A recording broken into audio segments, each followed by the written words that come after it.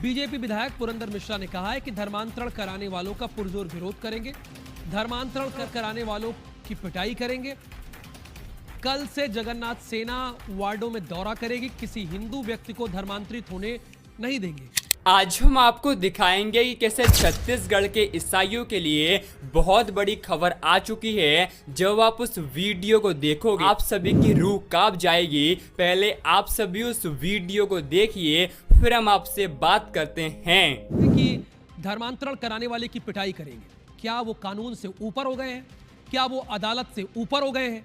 ठीक है, आप भारतीय जनता पार्टी के विधायक हैं, ठीक है, आपकी ये कोशिश है कि धर्मांतरण को रोका जाए, ये सब काबिले तारीफ है, लेकिन धर्मांतरण करने वालों की पिटाई करेंगे, ये समझ से परे है।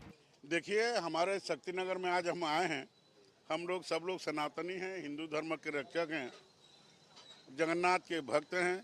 यहाँ पर कोई धर्मांतरण का कार्य नहीं चल रहा है और हमने कल ही बैठक करके जगन्नाथ सेना का गठन किया है और हम उसका पुरजोर विरोध करेंगे। और हमारे गरीबों के बस्तियों में प्रलोभन दे के उड़िया बस्तियों में, गरीब बस्ती में जो जाएगा और कोई चंगाई सभा या धर्मांतरण की बात करेगा तो हमको पीटने के लिए भी तैयार रहेंगे, उसकी पिटाई करके खदेड़ देंगे उसको। उसके अलावा आपने क्या कहा लोगों को और वो किस तरीके से जानकारी दे? ये अफवाह है, बहुत सारे अफवाह होते हैं। आज मैं भी पेपर में पढ़ा कि यहाँ बस्तियों में हो रहा है। कल से हमारा सभी वार्डों में दौरा होगा, बस्तियों में दौरा होगा और हम धर्मांतरित होने नहीं देंगे। हम सनातन के बच्चे हैं, हम हिंदू धर्म के अनुयायी हैं। हम सुबह उठते हैं, हनुमान जी की पूजा करते हैं, सुबह उठते हैं, जगन्नाथ जी के दर्शन करते हैं और सब लोग पूजा पाठ में लगे हुए हैं। ये विदेशी तत्व भारत को बदनाम करने के लिए जो कुचित प्रयास कर रहे हैं उसके हम घोर विरोधी हैं और जहाँ जहाँ भी ये लोग आएंगे उनका हम विरोध करेंगे। देखिए, आज पेपर में मेरे को भी पढ़ने को मिला है कि धर्मांतरण का चंगाई सभा हो रहा है। आज मैं सुबह ही वार्डों में भ्रमण किया हूँ।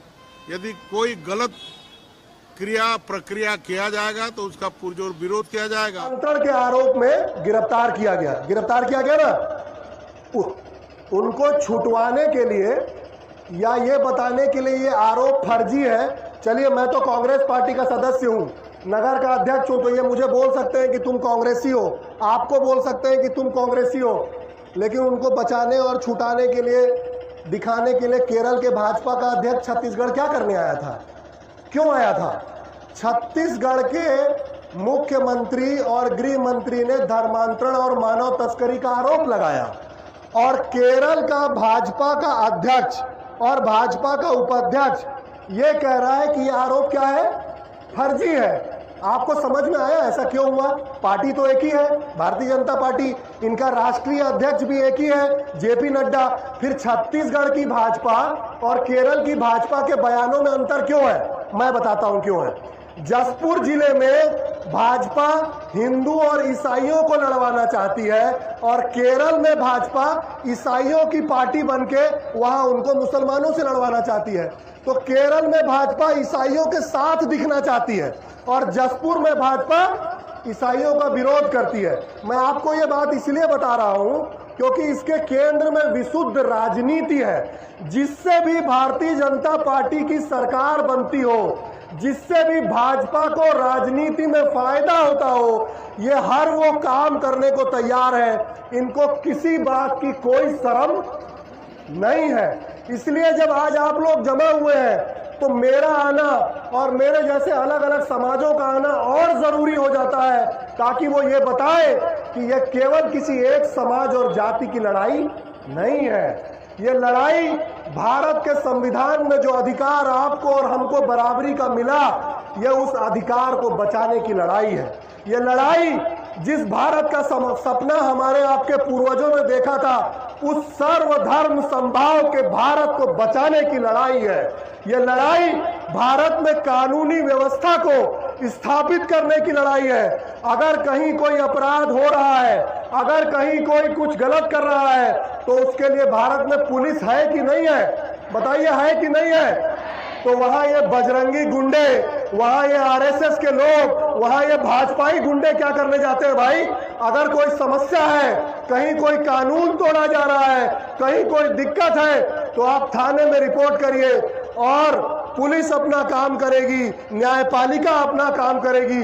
आपको कानून हाथ में लेने का अधिकार किसी ने नहीं दिया है। इसलिए आज इस सभा के माध्यम से जहां इन फर्जी आरोपों का विरोध करने आप जमा हुए हैं, मैं भी आपके साथ जमा हुआ हूं और मैं मुखरता से कह रहा हूं कि ये लड़ाई हमको अपने भारत को बचाने की, ये लड़ाई हमको आपसी प्रेम को बचाने की, ये लड़ाई हमारे आपके बीच के सद्भाव और पड़ोस को बचाने की है। और ये लड़ाई भारत।